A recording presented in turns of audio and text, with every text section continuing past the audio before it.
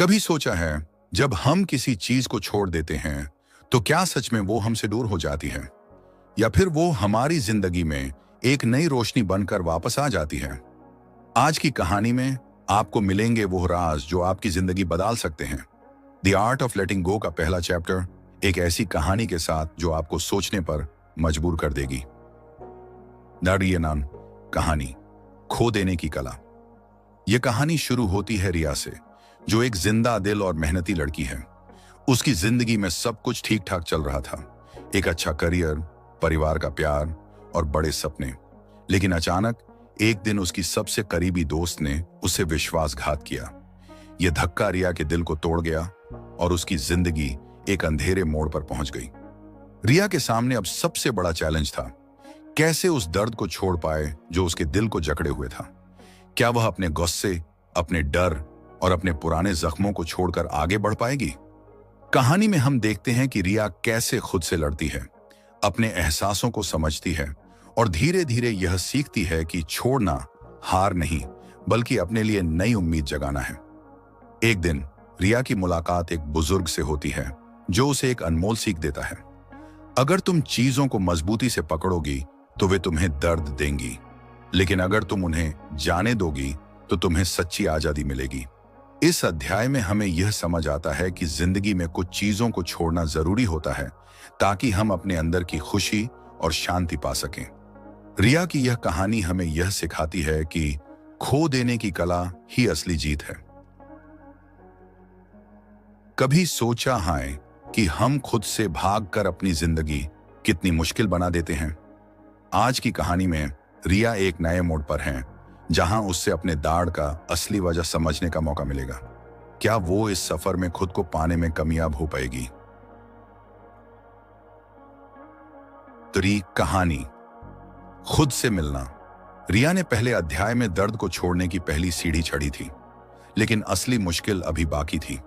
जब उसने अपने अतीत के जख्मों को छोड़ने की कोशिश की तो उसने महसूस किया कि समस्या सिर्फ दूसरों के धोखे की नहीं थी, बल्कि खुद के साथ उसके रिश्ते की भी थी।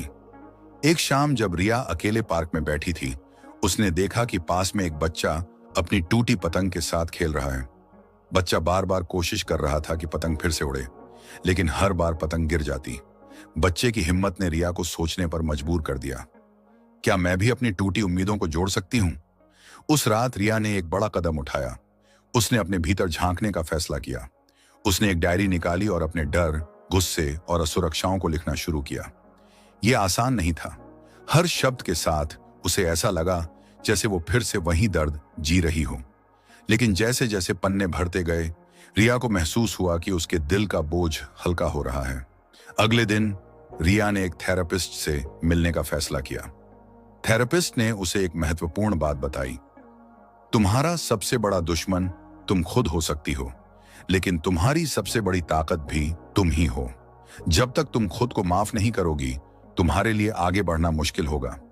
इस अध्याय में रिया ने एक गहरी बात सीखी, खुद से दोस्ती करना। वह समझ गई कि अपने डर और गलतियों को अपनाना और उनसे सीखना ही उसे सच्ची शांति देगा।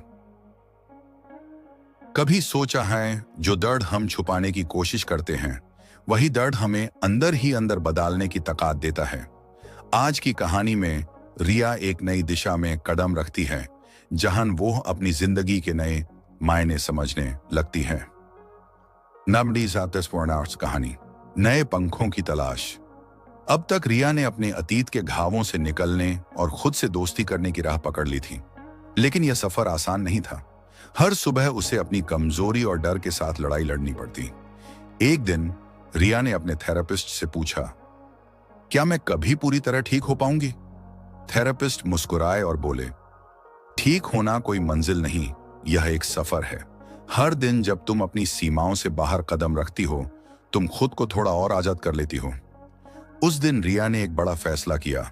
वह अपनी रुकी हुई जिंदगी को नए सिरे से शुरू करेगी। उसने एक पुराना सपना याद किया जो उसने सालों पहले छोड़ दिया था, एक लेखक बनने का। रिया ने खुद को लिखने के लिए समर्पित कर दिया। शुरुआत में यह आसान नहीं था। उसके मन में शक के बादल थे। क्या मेरी कहानियों में कोई रुचि लेगा? क्या मैं सच में कुछ बड़ा कर सकती हूं? लेकिन उसने अपनी आशंकाओं को नजरअंदाज करते हुए लिखना जारी रखा। उसकी पहली कहानी जो उसने ऑनलाइन साझा की असफल रही, लेकिन रिया ने हार नहीं मानी। उसने महसूस किया कि असफलता सिर्फ एक सबक है। वह और लिखती गई और हर बार बेहतर करने की कोशिश करती गई। कुछ महीनों बाद उसकी एक कहानी वायरल हो गई। वह कहानी उसके जीवन की सच्चाई पर आधारित थी, खोने और पाने की कला। लोगों ने उससे जुड़ाव महसूस किया। पहली बार रिया को लगा कि उसका दर्द और उसकी कहानियां किसी और की जिंदगी में रोशनी ला सकती हैं। इस अध्याय में रिया ने एक अनमोल सबक सीखा। जब तक हम अपने पंख फैलाने की हिम्मत नहीं करेंगे, तब तक हम उड़ने की आजादी का स्वाद नहीं चख सकते। यह कहानी हमें यह सिखाती है कि हर इंसान के अंदर एक छिपा हुआ सपना होता है, जिसे बस जगाने की जरूरत है। कभी सोचा है जो हम ढूंढते हैं वो अक्सर हमारे अंदर ही होता है, पर हम उसे देख नहीं पाते क्योंकि हमारी आंखें सिर्फ बाहर की दुनिया पर टिकी होती हैं। आज की कहानी में रिया एक ऐसी सीख पाती है जो उसकी जिंदगी को हमेशा के लिए बदल देती है। जॉशर्स कहानी। आजादी का एहसास। रिया की जिंदगी धीरे धीरे एक नई राह पर चल पड़ी थी। उसने अपने दर्द को अपनाया, उसे कहानियों में ढाला और खुद को नए सिरे से खड़ा किया। लेकिन एक कमी अब भी थी, उसे खुद पर पूरी तरह भरोसा नहीं था। एक दिन रिया को एक आमंत्रण मिला। यह एक मोटिवेशनल सेमिनार था जहां जीवन में बदलाव लाने वाले लोग अपनी कहानियां साझा कर रहे थे। रिया पहले तो झिझकी, लेकिन फिर उसने सोचा, शायद मुझे यहां कुछ ऐसा सीखने को मिले जो अब तक मैंने नहीं समझा। सेमिनार के दौरान एक वक्ता ने एक साधारण सवाल पूछा, आपकी आजादी का असली मतलब क्या है? लोगों ने अपने अपने जवाब दिए, पैसे कमाना, सफर करना, सपनों को पूरा करना। लेकिन वक्ता मुस्कुराए और बोले, आजादी का असली मतलब है खुद को स्वीकार करना। जब आप खुद से प्यार करने लगते हैं, तभी आप सच में आजाद होते हैं। ये शब्द रिया के दिल में उतर गए। उसने महसूस किया कि वो अब भी दूसरों की राय और अपने डर की कैद में जी रही थी। अगले दिन रिया ने खुद को चुनौती दी। उसने उन चीजों की एक लिस्ट बनाई जो उसे डराती थीं, किसी अजनबी से बात करना, अपनी असफलताओं को स्वीकार करना और अपने मन की बातें सबके सामने रखना। उसने तय किया कि हर दिन वह इस लिस्ट में से एक डर का सामना करेगी। पहली चुनौती थी खुद को बिना किसी डर के एक वीडियो में पेश करना। उसने कैमरा ऑन किया और अपने सफर की कहानी साझा की। वह डरी हुई थी, लेकिन उसने सच्चाई और ईमानदारी से बात की। वह वीडियो वायरल हो गया। लोग उसकी ईमानदारी और साहस की तारीफ करने लगे। रिया ने महसूस किया कि डर को अपनाना और उसके बावजूद कदम बढ़ाना ही असली आजादी है। इस अध्याय में रिया ने एक गहरी बात सीखी, खुद से प्यार और स्वीकृति ही सच्ची आजादी की कुंजी है। जब तक हम अपने डर का सामना नहीं करेंगे, तब तक हम अपनी पूरी क्षमता तक नहीं पहुंच सकते। कभी सोचा है जिंदगी में सबसे बड़ा साथी कौन होता है? न पैसा, न लोग, न खुद का ईगो, बल्कि वो शांति जो तब मिलती है जब हम अपनी जिंदगी के हर मोड़ को अपनाना सीख लेते हैं। आज की कहानी में रिया के सफर का एक आखिरी और सबसे जरूरी बात सामने आता है। नानो नटकाउड कहानी, शांति का सफर। रिया अब अपने डर का सामना करना और खुद को स्वीकार करना सीख चुकी थी। उसके लेखन ने उसे न केवल पहचान दिलाई, बल्कि खुद को समझने का एक जरिया भी बना। लेकिन उसे अब भी ऐसा लगता था कि उसकी जिंदगी में कुछ कमी है। एक दिन उसने एक पुरानी सहेली नेहा से मिलने का फैसला किया। नेहा ने हमेशा एक शांत और संतुलित जीवन जिया था। रिया ने उससे पूछा, नेहा, तुम हमेशा इतनी खुश और शांत कैसे रहती हो? नेहा ने मुस्कुराते हुए कहा, क्योंकि मैंने यह समझ लिया है कि खुश रहना कोई बाहरी चीज नहीं, ये अंदर से आता है। मैं हर दिन खुद से एक सवाल पूछती हूं, क्या मैंने आज अपने दिल को शांति दी? रिया ने इस पर विचार किया। उसने महसूस किया कि वह अब भी अपनी खुशी को बाहरी चीजों से जोड़ती थी, सफलता, मान्यता या दूसरों की राय। उसे समझ आया कि असली खुशी और शांति तो तभी मिलती है जब हम बिना किसी शर्त के अपनी जिंदगी को स्वीकार कर लें। अगले दिन रिया ने खुद के साथ एक नई प्रैक्टिस शुरू की, ध्यान। हर सुबह वह कुछ मिनटों के लिए बैठकर अपने विचारों को शांत करती। यह शुरुआत में कठिन था क्योंकि उसका दिमाग हर तरफ भागता रहता था, लेकिन धीरे धीरे उसने सीखा कि विचारों को बिना जज किए सिर्फ देखना है और उन्हें जाने देना है। कुछ महीनों बाद रिया में एक गहरा बदलाव आया। अब वह छोटी छोटी चीजों में खुशी ढूंढने लगी। बारिश की बूंदों में, बच्चों की मुस्कान में और अपने लेखन में। उसे यह एहसास हुआ कि शांति कोई मंजिल नहीं, यह एक दैनिक अभ्यास है। उसने अपनी डायरी में लिखा, मैंने जाना कि छोड़ने की कला सिर्फ दर्द छोड़ने तक सीमित नहीं है। यह अपने डर, अपनी उम्मीदों और अपने पुराने विचारों को छोड़कर नई शुरुआत करने की कला है। इस अध्याय में रिया ने अपने सफर को पूरा किया। उसने समझा कि शांति और खुशी भीतर से आती है और इसे पाने के लिए हमें खुद को अपनाना और जीवन के हर पल को खुले दिल से जीना आना चाहिए। जिंदगी का असली सुकून तब मिलता है जब हम समझते हैं कि हर मोड़, हर दुख और हर मुस्कान एक कहानी का हिस्सा है। आज की कहानी में रिया अपनी जिंदगी के उस अंजाम तक पहुंचती है जो शुरू से ही उसका इंतजार कर रहा था। नंबर 2 कहानी, दूसरों को रोशनी देना। रिया ने अब अपने डर, अतीत और असफलताओं को पीछे छोड़ दिया था। उसने खुद से दोस्ती की, अपनी खुशी को पहचाना और जीवन को नए नजरिए से देखना शुरू किया। लेकिन उसका सफर यहां खत्म नहीं हुआ। एक दिन रिया को एक ईमेल मिला। यह एक युवा लड़की मीरा का था जो रिया की कहानियों से प्रेरित थी। मीरा ने लिखा था, आपकी कहानियों ने मुझे अपने डर से लड़ने का हौसला दिया। मैं भी अब लिखना चाहती हूं, लेकिन मुझे नहीं पता कहां से शुरू करूं।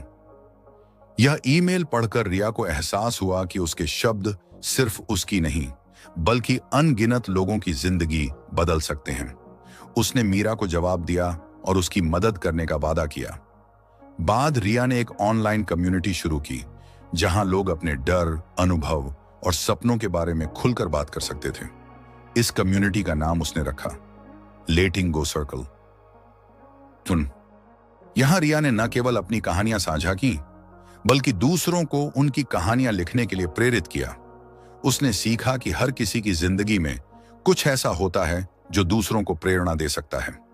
एक दिन जब रिया ने अपनी कम्युनिटी के सदस्यों की कहानियां पढ़ी, उसने महसूस किया कि जो बदलाव उसने अपने अंदर लाया था, वह अब दूसरों के जीवन में भी रोशनी की किरण बन रहा था।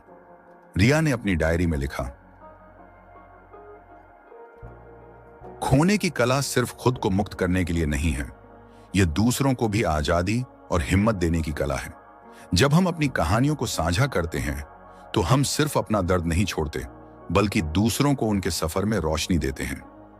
इस आखिरी अध्याय में रिया ने यह समझा कि जिंदगी का असली मकसद सिर्फ खुद को ढूंढना नहीं, बल्कि दूसरों को रोशनी देना भी है। उसकी कहानी हमें सिखाती है कि जब हम खुद को अपनाते हैं और दूसरों के साथ साझा करते हैं, तब हम सच में एक खूबसूरत जिंदगी जीते हैं। कभी सोचा है, जिंदगी सिर्फ जीने के लिए नहीं, बल्कि एक मिसाल बनाने के लिए होती है। आज की कहानी में रिया अपने सफर के आखिरी मोड़ तक पहुंचती है, जहां उसका हर दुख एक रोशनी बनकर चमक उठता है और वो दुनिया के लिए एक मिसाल बन जाती है। पहला कहानी, जिंदगी का असली मकसद। रिया अब अपने डर, असुरक्षाओं और अतीत के जख्मों से निकलकर एक नई जिंदगी जी रही थी। उसकी कहानियां और उसकी कम्युनिटी ने न जाने कितने लोगों को नई राह दिखाई। लेकिन एक दिन रिया के पास एक ऐसा ऑफर आया जिसने उसकी जिंदगी का रुख ही बदल दिया। उसे एक अंतर्राष्ट्रीय सम्मेलन में बतौर मुख्य वक्ता आमंत्रित किया गया। यह सम्मेलन उन लोगों के लिए था जिन्होंने अपनी कहानियों से दुनिया को प्रेरित किया था। रिया के अंदर डर का हल्का सा एहसास फिर से जागा। क्या वह इतनी बड़ी भीड़ के सामने अपनी बात रख पाएगी? लेकिन उसने अपने डर को अपनाया और सोचा, अगर मैंने अपने शब्दों से एक भी जिंदगी बदल दी, तो यह सफर सार्थक होगा। उस दिन मंच पर रिया ने अपना सफर साझा किया। उसने बताया कि कैसे उसने अपने अतीत को अपनाया, अपने डर का सामना किया और खुद को फिर से बनाया। उसकी आवाज में सच्चाई थी और उसकी आंखों में अपने अनुभवों की गहराई। वहां बैठे लोग मंत्रमुग्ध होकर उसे सुन रहे थे। जब उसने अपनी बात खत्म की, पूरा हॉल तालियों से गूंज उठा। लेकिन रिया के लिए सबसे बड़ा तोहफा वह चिट्ठी थी जो उसे बाद में मिली। यह एक अनजान लड़की की थी जिसने लिखा था, आपकी कहानी ने मुझे सिखाया कि दर्द भी एक तोहफा हो सकता है, अगर हम उसे समझकर बदलने की ताकत रखें। रिया ने उस रात अपनी डायरी में आखिरी शब्द लिखे, मैंने खोने की कला सीखी, फिर खुद को पाया, लेकिन असली खुशी तब मिली जब मेरी कहानी ने दूसरों को उनके सफर पर चलने का हौसला दिया। जिंदगी का असली मकसद बस यही है, खुद को रोशनी बनाकर दूसरों को राह दिखाना। इस आखिरी अध्याय में रिया ने न केवल खुद को मुकम्मल किया, बल्कि दुनिया को यह सिखाया कि हर दर्द, हर डर और हर गिरावट एक नई उड़ान की शुरुआत हो सकती है। उसकी कहानी हमें यह याद दिलाती है कि जिंदगी का हर पल, हर अनुभव हमें कुछ सिखाने आया है। कभी सोचा है, जिंदगी एक किताब की तरह होती है, हर अध्याय कुछ सिखाता है और आखिरी पन्ना हमें एक ऐसी शांति देता है जो सिर्फ सीखने और अपनाने के बाद मिलती है। रिया की कहानी अब अपने अंजाम पर है, एक ऐसी एंडिंग के साथ जो हर दिल को छू जाए। अंत, नई शुरुआत। रिया की कहानी अब एक मिसाल बन चुकी थी। उसने अपने अतीत के हर दर्द को, हर असफलता को और हर डर को अपनाया और उसे एक ताकत में बदल दिया। उसकी जिंदगी की किताब में अब हर अध्याय एक सबक था और हर सबक दूसरों के लिए प्रेरणा। लेकिन असली अंत वहां नहीं था। एक सुबह रिया अपनी किताब की पहली प्रति लेकर अपनी पसंदीदा जगह पार्क में गई। वह वहीं बैठी थी जहां उसने पहली बार अपने डर से लड़ने की शुरुआत की थी। उसने वह किताब अपने हाथ में ली और आसमान की ओर देखा। उसने मुस्कुराते हुए खुद से कहा, मैंने यह सफर अपने लिए शुरू किया था, लेकिन आज मैं जानती हूं कि यह सिर्फ मेरी कहानी नहीं है। यह उन सभी की कहानी है जो डरते हैं, लड़ते हैं और अंत में जीतते हैं। यह हर उस इंसान की कहानी है जो गिरकर उठता है और चलना सीखता है। उसने उस किताब को पास ही खेलते एक बच्चे को दिया और कहा, यह किताब तुम्हारे लिए है। जब भी लगे कि जिंदगी मुश्किल हो रही है, इसे पढ़ना। यह तुम्हें सिखाएगी कि कैसे गिरकर भी उठ खड़ा हुआ जाता है। जैसे ही बच्चा दूर भागा, रिया ने महसूस किया कि उसकी जिंदगी का असली मकसद यही था, अपनी रोशनी को दूसरों तक पहुंचाना। उसकी किताब द आर्ट ऑफ लेटिंग गो अब सिर्फ एक किताब नहीं थी, यह एक आंदोलन बन चुकी थी। लोग इसे पढ़कर न केवल अपने दर्द से बाहर आ रहे थे, बल्कि दूसरों के लिए रोशनी भी बन रहे थे। आखिरी पन्ने पर रिया ने लिखा था, हर अंत एक नई शुरुआत का इशारा है। जब आप कुछ जाने देते हैं तो आप अपने भीतर नई जगह बनाते हैं और यही जगह आपको जिंदगी का असली मतलब सिखाती है। इस तरह रिया की कहानी खत्म नहीं हुई। वह उन लाखों दिलों में जिंदा थी जिन्हें उसने जीने की नई वजह दी। और इस सफर ने हमें यह सिखाया कि छोड़ने की कला ही हमें जिंदगी को जीने का सबसे खूबसूरत तरीका सिखाती है। खोने की कला में ही पाने का रहस्य छिपा है। अगर ये कहानी आपके दिल को छू गई और आपको जिंदगी को नए नजरिए से देखने का हौसला दिया, तो बुक गयान के साथ जुड़ना मत भूलिए। लाइक करें, शेयर करें और सब्सक्राइब करें, ताकि अगली बार जब हम किसी और किताब का जादू लेकर आएं, तो आप उस सफर का हिस्सा बन सकें। क्योंकि हर किताब सिर्फ एक कहानी नहीं, बल्कि जिंदगी बदलने का एक मौका है। अगली मुलाकात तक किताबों से प्यार करते रहिए।